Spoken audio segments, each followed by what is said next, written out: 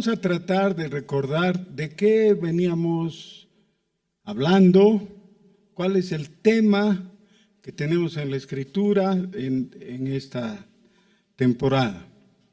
Hemos estado estudiando el libro del profeta Daniel. Los 6 primeros capítulos son básicamente históricos y son muy ilustrativos, tienen una gran enseñanza y todo, pero entramos en aguas profundas y difíciles cuando ingresamos al capítulo 7. En el capítulo 7 comienzan esas profecías que realmente hay que conocer el resto de la Biblia para poder entenderlas. Y hemos llegado al capítulo 9.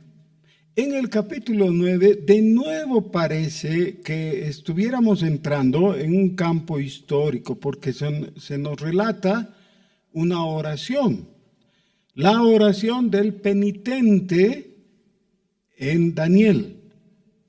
Daniel era una persona sobresalientemente buena, de buena conducta, era recto, era alguien obediente a la palabra de Dios y su testimonio era reconocido en todo su círculo, tanto de creyentes como de incrédulos. Pero también era aborrecido por aquellos que lo consideraban su rival, es decir, los de las capas superiores de Babilonia. Después en Medo-Persia también, ¿no? Ustedes recuerdan, fueron las intrigas de los medo-persas que los llevaron al foso de los leones, ¿no? Bueno, ahora, Daniel en el capítulo 9 retrocede un poco en la historia y nos cuenta algo que le sucedió en los días de todavía el imperio babilónico, cuando había un rey que tenía un nombre parecido al suyo. ¿Se acuerdan cuál era el nombre babilónico de Daniel? Belsasar. Belsasar era este rey, ¿no? El rey era Belsasar. Y bueno, este rey, o en los días de este rey, Daniel tuvo una visión, ¿no?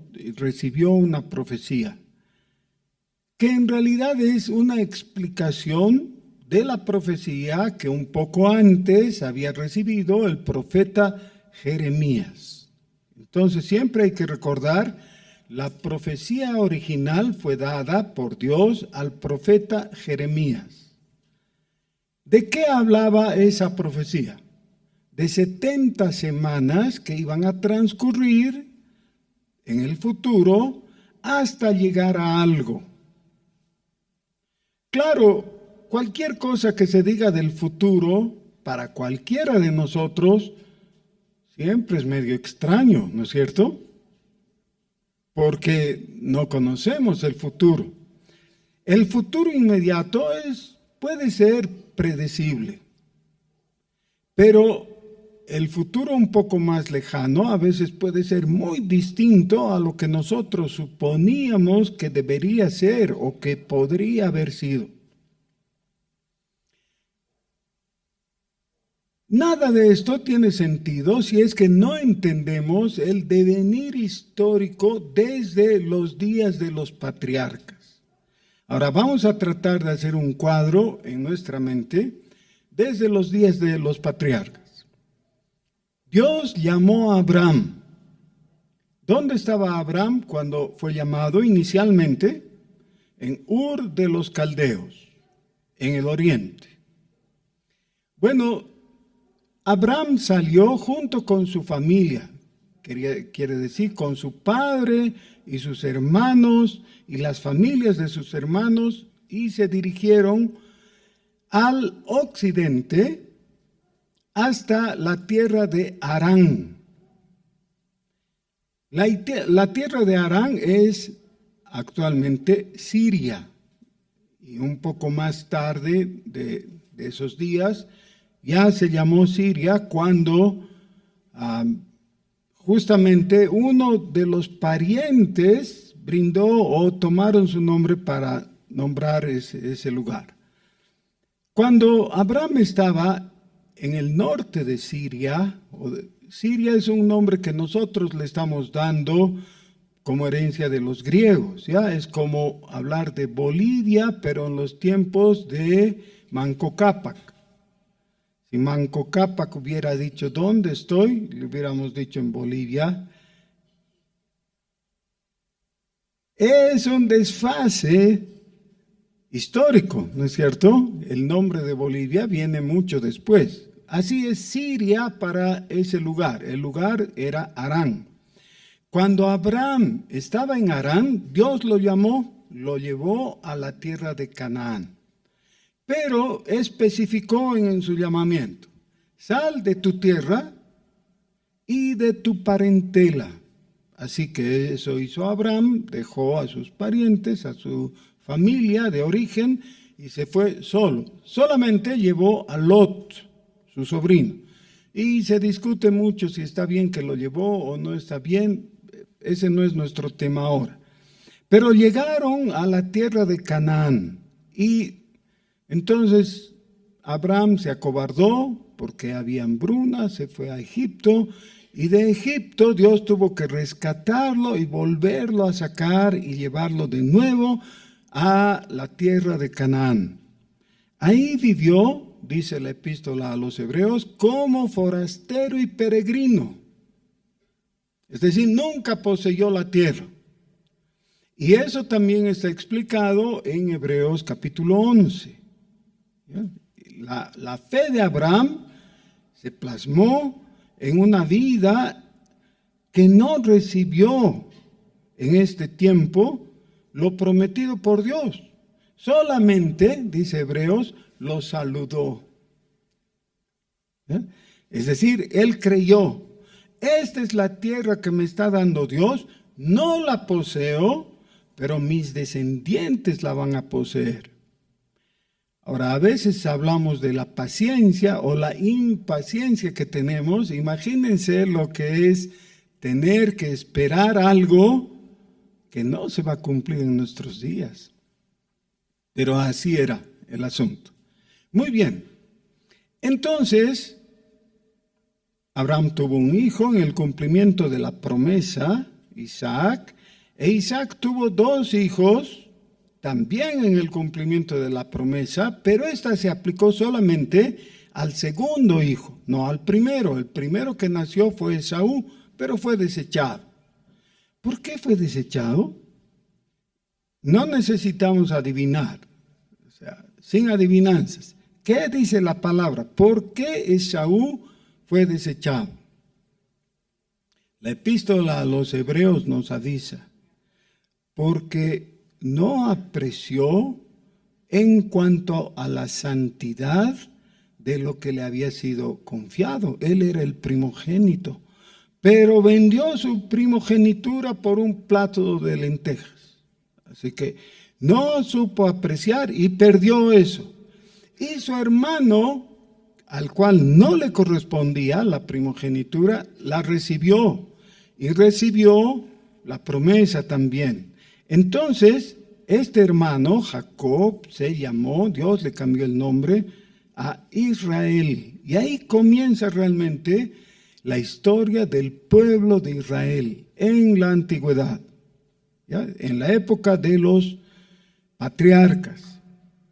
Bueno, Israel tuvo que ir a Egipto y felizmente José, uno de sus hijos, ya estaba en Egipto y era el segundo hombre de Egipto, ¿no? Había quedado así. Él amparó a su familia, a su pueblo, e Israel durante 400 años, establecido en la tierra de Egipto, prosperó y creció mucho hasta convertirse en una nación. De Egipto llamé a mi pueblo, dice la palabra. Dios sacó a Israel de Egipto y, en palabras del Señor, de tierra de servidumbre. O sea, no los sacó de estar bien para ir a pasar. No, estaban mal, estaban gimiendo por la opresión que sufrían. Los llevó a la tierra de Canaán, donde antes se había establecido Abraham y donde estaban radicadas las promesas. Y ahí vivió, primero en una época de los jueces y después de los reyes. Y cada vez fue fallando. Hubo una generación que vivió bien con Dios, pero en la siguiente fallaron porque no sabían de Dios. Y cayeron y se formaba siempre un ciclo de infidelidad de parte del pueblo, de castigo de parte de Dios, entregándolos a sus enemigos, y de clamor del pueblo para que Dios los redimiera. Entonces, cada vez Dios obraba otra vez, los redimía, los establecía, ellos estaban felices por una generación. A la siguiente volvían a caer. Bueno, por siglos. Ya la época de los jueces, a más o menos 1350 años antes de Cristo, hasta el año 650 antes de Cristo, todo ese tiempo, jueces primero y reyes después, no pudieron mantenerse fieles en el camino del Señor. Le fueron infieles, se volcaron a la idolatría y en cada caso se cumplió esa secuencia, ese círculo vicioso en el que el pueblo fallaba y Dios, después de castigarlo, tenía misericordia, lo redimía, hasta que llegó el reinado del rey Manasés. Manasés gobernó por más de 50 años, 55 años, e hizo lo malo, al punto que Dios dijo, no voy a perdonar más. Y aquí termina la historia de este pueblo. Con todo, cuando Manasés ya era muy viejo y todo le había ido mal, fue llevado en cadenas por sus enemigos, se arrepintió y clamó a Dios. Y Dios tuvo misericordia de él. Pero Dios había dicho, no va más.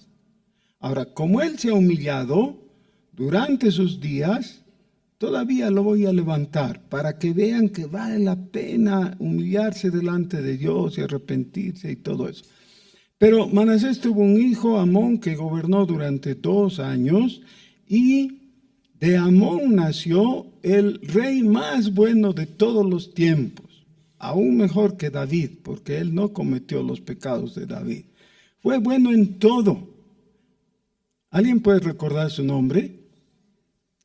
Josías. Así que si tienen un hijo, llámenlo Josías, porque están haciendo referencia a alguien, el top.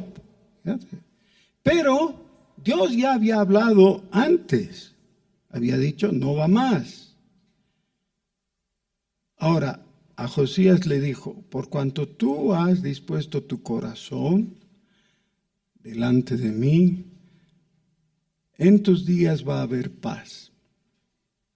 Pero después de ti, el reino va a terminar, va a colapsar. Y así fue. ¿Ya? Así que cuando llegamos a Daniel, llegamos a esos días justamente. ¿Ya?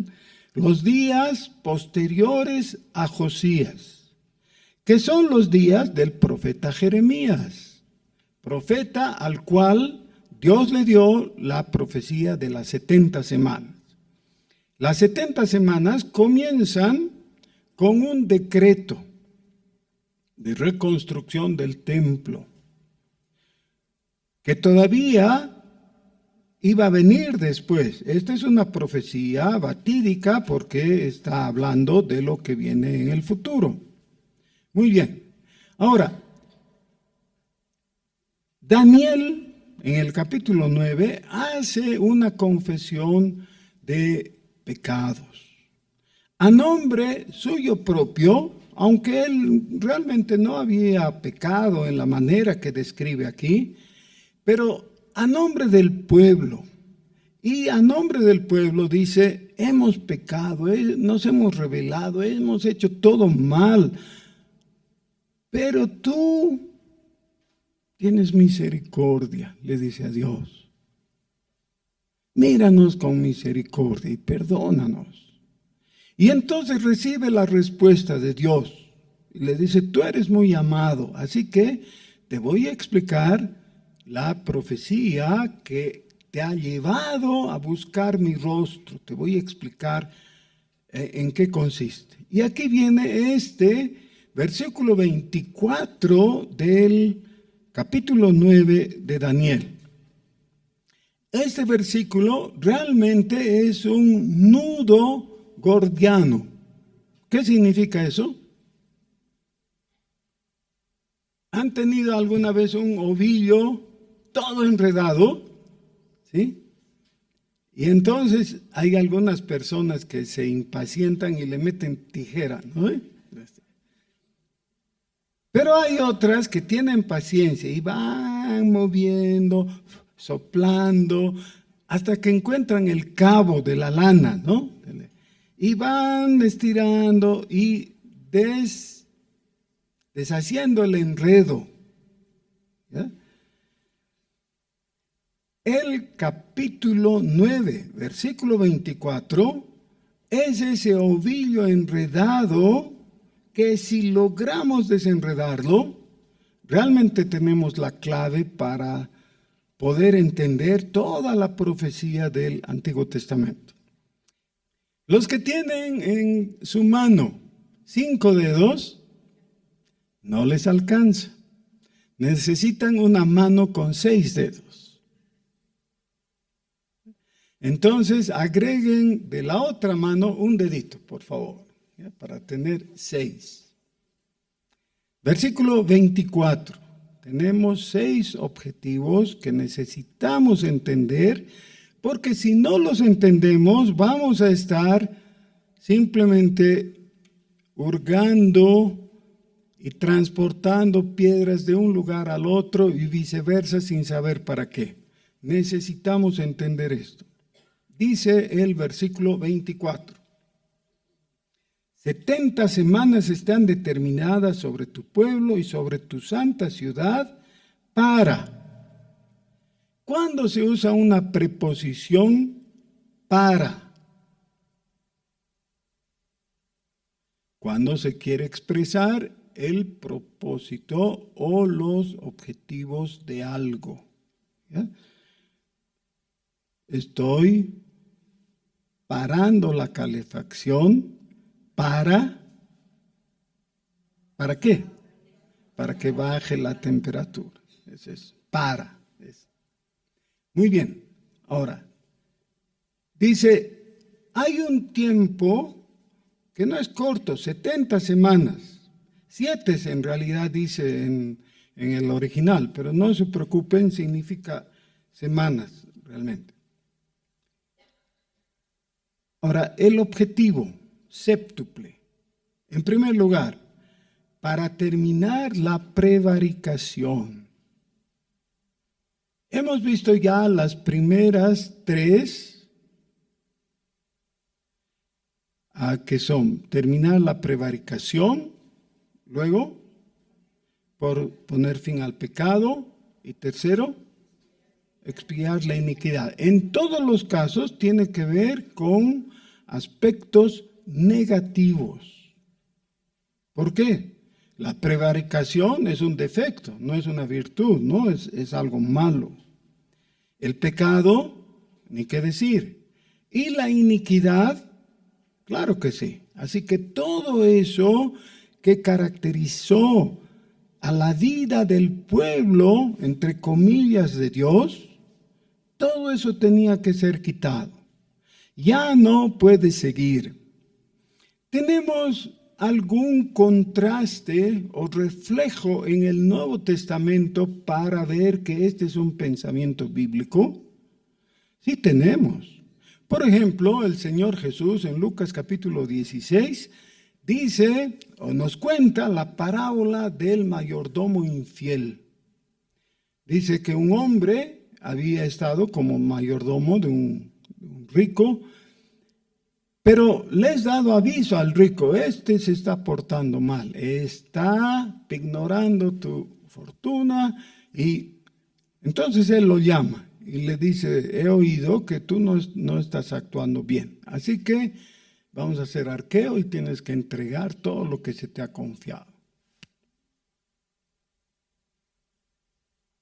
Otra vez, ¿por qué estoy mencionando eso? Porque este es el pensamiento tanto del Antiguo como del Nuevo Testamento. De nuevo, 70 semanas están determinadas para concluir, terminar, quitar todo aquello que caracterizaba la conducta del pueblo de Israel en la antigüedad, por lo cual no tiene derecho de seguirse llamando pueblo de Dios. ¿Ya?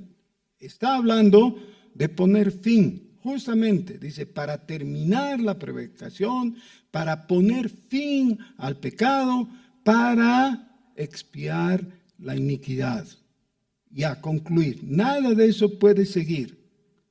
Pero, ya tienen 3 deditos, ¿no? De su mano. Ahora, el cuarto dedito. Y aquí vamos con lo positivo. ¿Cuál es el objetivo positivo inicial? O sea, el cuarto de los 6. Dice, traer la justicia perdurable. Traer la justicia perdurable. Cuando leemos el Nuevo Testamento, inevitablemente llegamos a la epístola a los Romanos y nos damos cuenta que es como una montaña, como el Everest, digamos, ¿no? La reina o el rey de las montañas.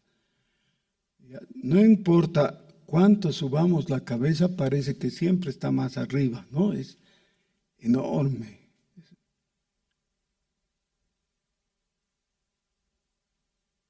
Justicia perdurable. Traer la justicia perdurable. Miren, vivimos en un país que desde que yo tengo memoria, nos venimos quejando del sistema de justicia. ¿No? Y el corazón de los bolivianos anhela que haya un sistema que funcione, ¿no? Que alguien sufre un daño, vaya, se queje ante la autoridad pertinente y le hagan justicia. Así, simple y llanamente. Pero todos sospechamos que no, que siempre va a haber una traba, que siempre va a haber una exigencia de dinero, o que, ¿no ve? Pero miren, nosotros nos quejamos porque, claro, es en algunos casos el colmo, pero en todo el mundo hay ese tipo de injusticias y la gente reclama, la gente se da cuenta. Ahora, de vez en cuando tenemos una mirada hacia afuera y vemos injusticia. Por donde vayamos vemos injusticia. Pero de vez en cuando, en vez de mirar afuera, miramos hacia adentro, a nuestro corazón. Como dice el profeta Jeremías en el capítulo 17, engañoso es el corazón más que todas las cosas y perverso. Ese es el concepto que presenta para lo que viene después en el capítulo 17 de Jeremías. Pero esa afirmación nos lleva a observar que en nuestra propia conducta no son solo ellos los injustos. Nosotros somos los injustos. Y si hablamos en términos personales, pero individuales, tenemos que decir, yo soy el injusto. Yo soy el que hace mal. Yo soy el que no ha cumplido. Y esa falta de justicia, claro, trae ausencia de paz. ¿Cómo diría 100 y pico años antes el profeta Isaías? Dice que la base de la paz es la justicia. Todos quisiéramos gozar de paz, ¿no es cierto? Pero cuando no disfrutamos de paz, si observamos, es por causa de la injusticia. Y por eso hay 3 aseveraciones en Isaías que concluyen. Dicen, no hay paz para los injustos. No hay paz para los malos. No hay paz para los impíos. No hay paz. Y de nuevo, ¿por qué no hay paz? Porque no hay justicia. Ahora vean ustedes, de vez en cuando todos nosotros hemos entrado en algún sistema de crédito. Algunas personas tienen acceso al crédito y eso les permite mover dinero y sacar provecho, ¿no? En el sistema legal, en los bancos, es una gran cosa tener un prestigio, poder ir a una entidad bancaria y decir necesito un abono en tal cuenta, tal, y que te digan ahí, ¿cómo no? Firme aquí, listo, porque ya te conocen.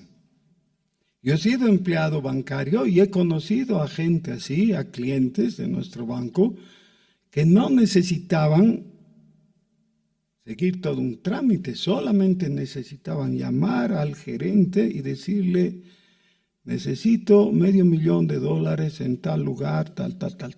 Listo. Y el otro le dice, ¿cómo no? Y le daba. Todo basado en su prestigio.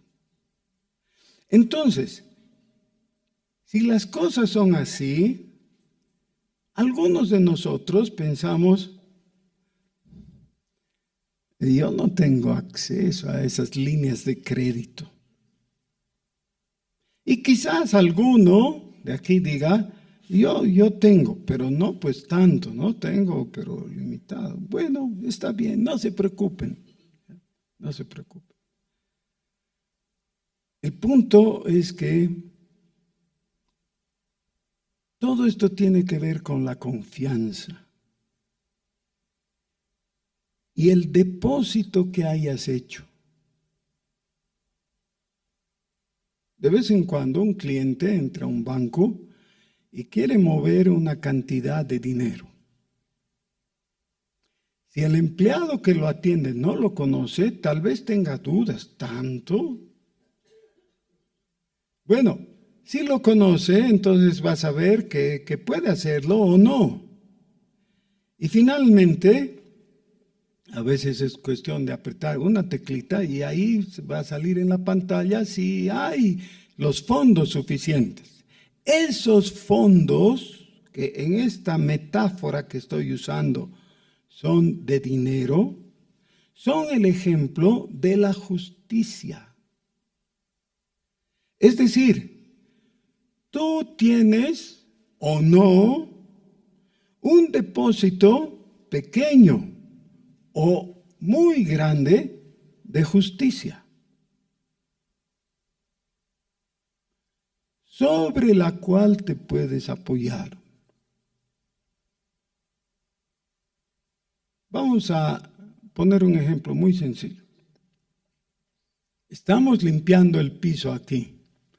Por si acaso, ayer ha habido un evento y hemos ensuciado un poquito, ¿no? Un poquito. Pero ahora veo, todo está muy limpio.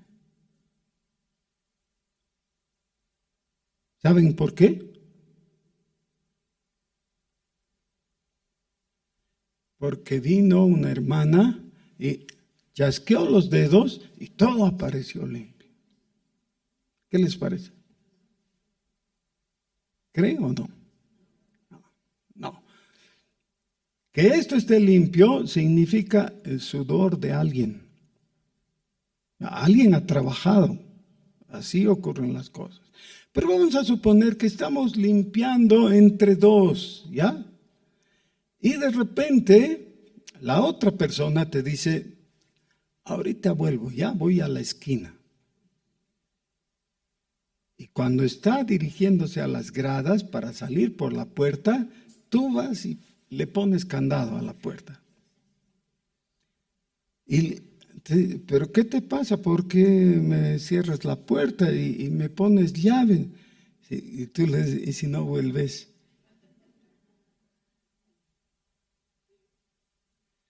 ¿Qué significa eso?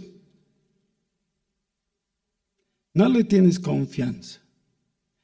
Si no le tienes confianza, posiblemente se deba a que su depósito no es suficiente. Ahora, se supone que entre nosotros, en el trato diario, todos tenemos un pequeño depósito de confianza en la otra persona, ¿no es cierto?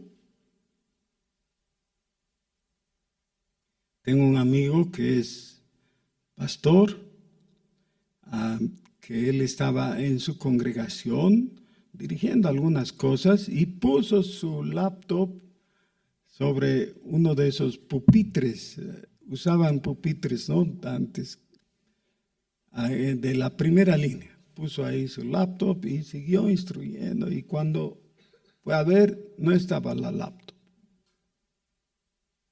Y después buscaron y no estaba, simplemente la habían robado. Entonces ese es todo un shock, ¿no? Porque se espera que los que participan en una congregación sean gente mínimamente honrada. ¿Cómo le van a robar al pastor su laptop? Él maneja su Biblia en un maletín. Alguna vez que hemos estado en la reunión del presbiterio arriba y hemos salido a comer, le digo, ¿puedes dejar aquí tu maletín? No hay problema. No, no quiere. No lo suelta. Ya perdió la confianza.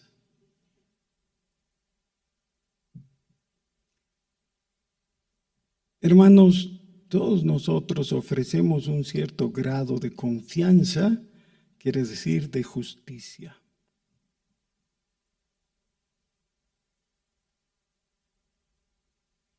Pero no es suficiente, no es todo.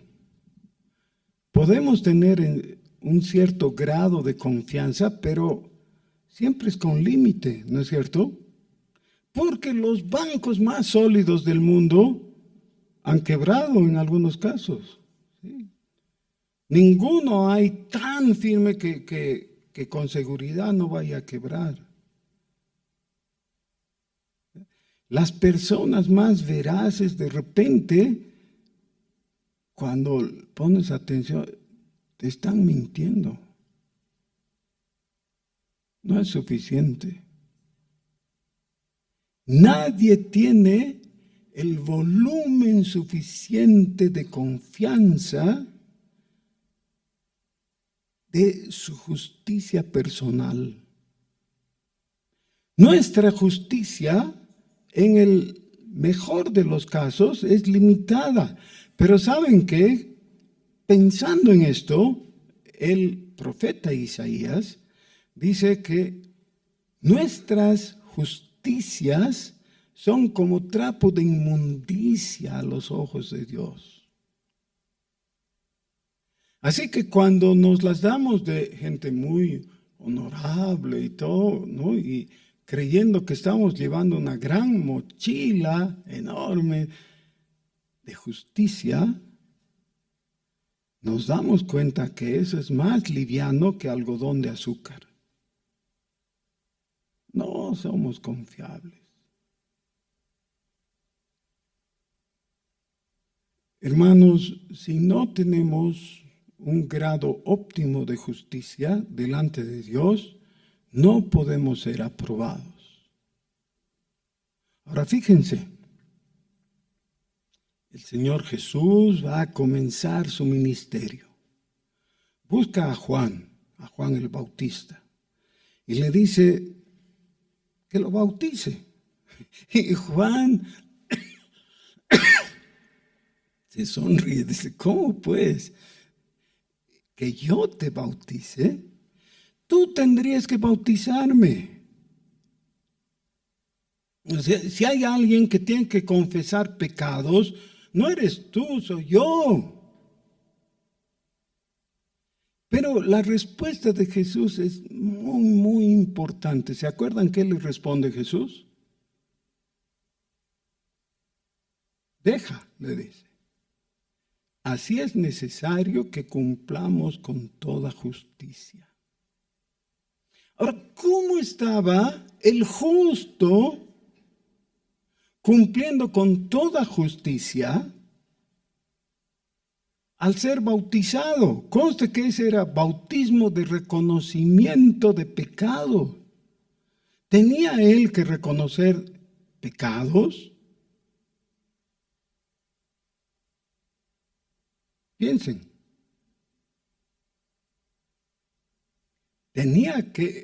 ¿Tenía Jesús que confesar pecados? Sí. Tus pecados.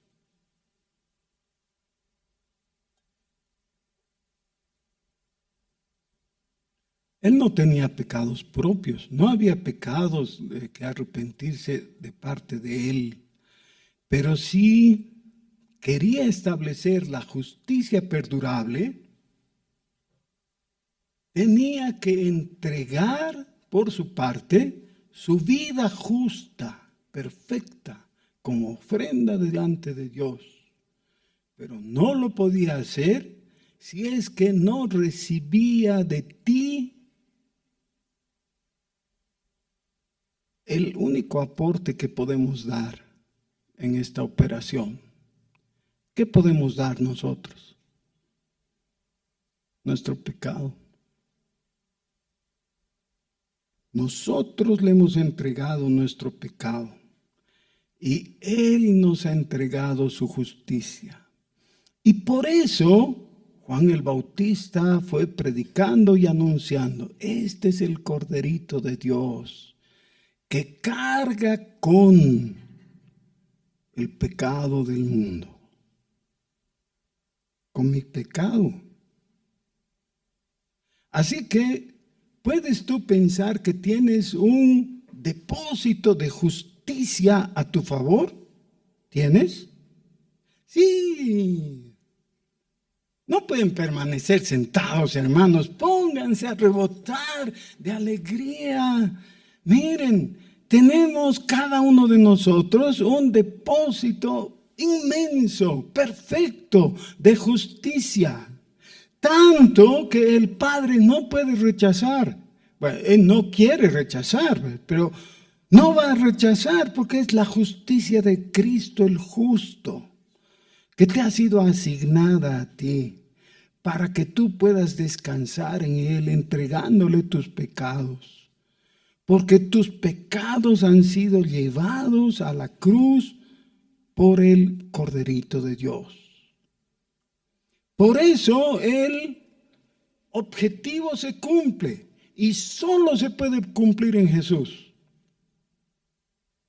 Todos los animales sacrificados en el Antiguo Testamento eran solamente figura, eran sombra. Es el sacrificio de Cristo que cumple este requisito, este objetivo. Dice, para traer la justicia perdurable. El escritor de la epístola a los Hebreos nos comenta, nos dice, en la antigüedad había esto, había el santuario. En el santuario habían dos lugares, el santo y el santísimo. En el santo habían tales muebles y enseres y cosas, y en el santísimo había tal otra cosa. Y todo esto, dice, solo sombra. Porque nada de esto puede traer a nuestra conciencia el descanso necesario para saber, ya hay justicia a mi favor. Las cuentas están niveladas. Alguien ha pagado por mis pecados. No se puede con lo del Antiguo Testamento. Pero ahora en Cristo tenemos un sacrificio mejor, superior, más excelente, dice. ¿Para qué? Para que nosotros sepamos que Jesucristo ya ha llevado nuestro pecado, ya ha hecho el abono necesario para que Dios nos vea como justos. Y gozamos de la justicia perdurable. Eso es lo que está mencionando. Ese es el cuarto objetivo. Por el cuarto objetivo deberíamos hacer una fiesta de gratitud. Pero viene el quinto, ya tenemos el quinto. Dice, sellar la visión y la profecía. Ahora, la visión y la profecía tiene que ver con todo lo anunciado en el Antiguo Testamento y todo eso se cumple en Jesucristo. Solamente quiero mencionarles algo que ya he dicho desde aquí. En cierta ocasión, después de resucitar, el Señor se presentó a los discípulos que iban por el camino a Emaús y les dice, ¿qué nuevas? Y ellos le dicen, ¿eres tú el único forastero que no sabe lo que ha pasado en Jerusalén? ¿Y qué ha pasado? Les dice Jesús. Y ellos dicen, bueno, que ha venido alguien y ha hablado algo maravilloso, ha presentado el Evangelio, y nosotros creíamos que Él era el Cristo, pero ha muerto. ¿Cómo diciendo? Con la muerte se terminó todo. Acabó, no hay más esperanza. Y el Señor los reprende, les dice, ¿cómo pueden ser así, faltos de entendimiento? Y entonces les abre las Escrituras y les va explicando desde el Pentateuco hasta Malaquías, ya la ley y los profetas. Se detiene especialmente en los Salmos y en todo el camino a Emaús les va mostrando todo lo que las Escrituras hablan acerca del Mesías, de Jesús. Ahora, cuando la gente en nuestros días dice, ¿y cómo es esta guerra entre los israelíes y los palestinos? Está profetizada en la Biblia y a veces recibimos, ¿no?, esos videitos que dicen, todo esto ya estaba profetizado. No, todo esto es distracción. ¿De qué quiere hablar Dios en el Antiguo Testamento? Uniforme y completamente. ¿De qué? De su Hijo Jesucristo. Eso es. De su Hijo Jesucristo. La pareja está ante el ministro en el altar, se están casando y sucede toda la ceremonia. Al final, el ministro le dice al novio, puedes besar a la novia. El novio la mira y dice, ¿no podría besar a la dama?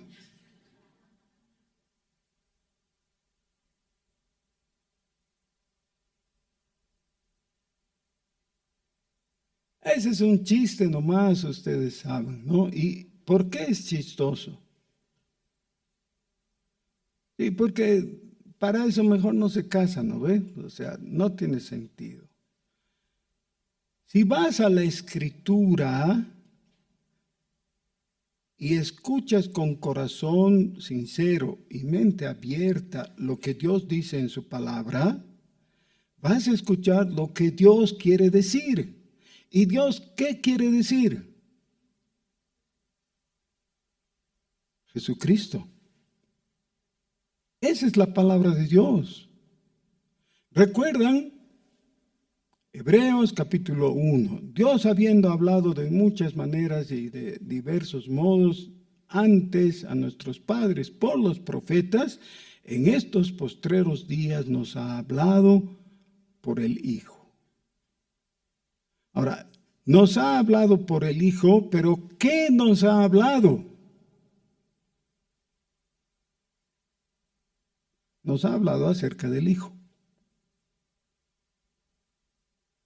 Por eso, en Él se cumple todo. Es lo que dice Colosenses capítulo 1. Él es la sabiduría de Dios, porque por Él y para Él, de Él son todas las cosas. ¿Ya? Entonces, otra vez, el novio y la novia están frente al ministro en el altar. ¿Y de qué les va a hablar el ministro? De fútbol, pues. De fútbol, ¿no es? Ah, no. Bueno, de política. ¿De qué les va a hablar? Del Señor Jesucristo, de eso, punto. Ahí se termina. Eso es. ¿Cómo es que nos ha hablado o cómo cumple este objetivo del versículo 24? Dice, sellar la visión y la profecía. ¿Cómo es que se sella la visión y la profecía? Con el cumplimiento. Si los judíos del primer siglo, del año 30 y pico, hubieran puesto atención, hubieran tenido que decir, aquí está, este es el Mesías. Hemos estudiado y estudiado las características del Mesías y nos hemos distraído con boberías para no reconocerlo. Miren, varios capítulos en el Evangelio según San Juan tratan de eso, ¿no? Capítulos 7, 8, 9, 10, ese es el tema. La pregunta ¿es este el Cristo o no? Y las razones que dan para rechazar a Jesús como el Cristo son tantas. ¿Acaso de Galilea puede surgir algo? ¿Qué razón es esa? Rechazaron a Jesús porque se sentían incómodos con su pecado.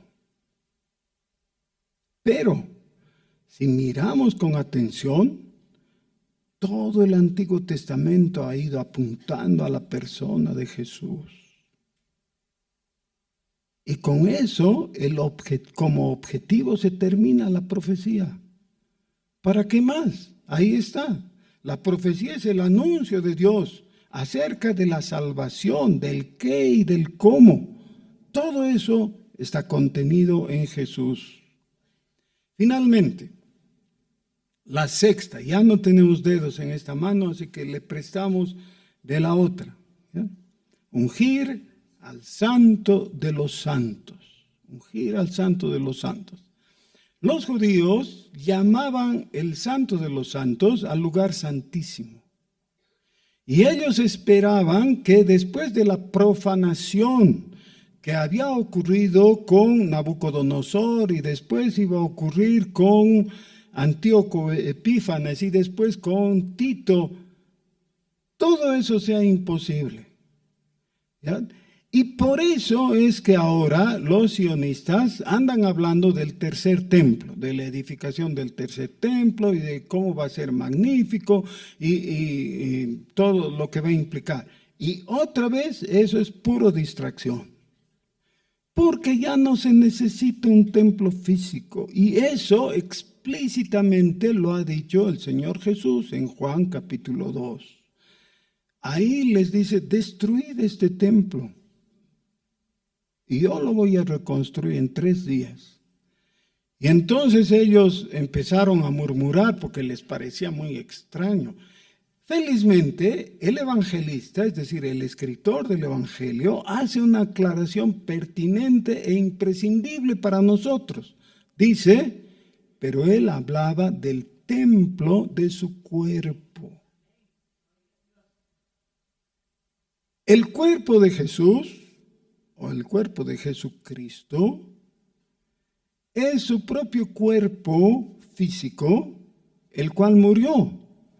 Pero la proyección de ese cuerpo físico es la iglesia de Jesucristo. Por eso, en las epístolas paulinas tenemos la afirmación contundente, vosotros sois el templo de Dios. O en forma de pregunta, ¿no sabéis que sois el templo del Espíritu Santo? ¿Sabéis o no? Bueno, solamente hay que leer con atención, eso es. Entonces, ¿cuándo fue ungido el Santo de los Santos? Es decir, el lugar santísimo. ¿Cuándo? Cuando el Señor Jesús fue bautizado. Juan el Bautista derramó agua sobre el justo. No para confesar pecados, porque no habían pecados, sino para presentarse delante de Dios en una justicia perfecta. El Santo de los Santos es un templo, pero no un templo físico de piedras. Es la persona del Señor Jesucristo, que vive en medio de su pueblo. La iglesia es el templo de Dios. Ahora, a algunos no les gusta ese concepto. Peléense con Pablo. Eso es lo que dice el Nuevo Testamento. ¿Ya? La iglesia es el templo de Cristo. Y así debemos verla y respetarla. Pero la iglesia sin Cristo no tiene sentido, porque es la iglesia de Jesucristo. La unción vino sobre el Señor Jesús. Él es el Santo de los Santos. Así que los 6 objetivos se cumplen y esta es la base sólida sobre la cual se construye todo el Nuevo Testamento. Algunas personas, en una lectura superficial, no ven el hilo, no ven la correspondencia entre Antiguo y Nuevo Testamento. Sí, porque no ven a Jesucristo. Porque si miraran a la persona del Señor Jesús, verían que todo el Antiguo Testamento apunta a Él. Y verían que entonces el Nuevo Testamento tiene sentido y, más importante, tiene una base firme, ideológica, sobre la cual construimos nuestra fe. Pongámonos de pie, por favor.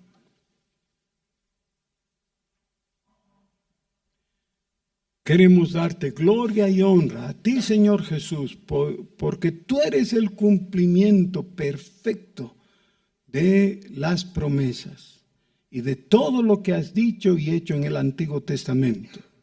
Señor, abre nuestros ojos, como en el caso de los discípulos en el camino a Emaús, que no sigamos divagando y siendo distraídos por los judaizantes o por cualquier otro que quiere trastornar nuestra fe.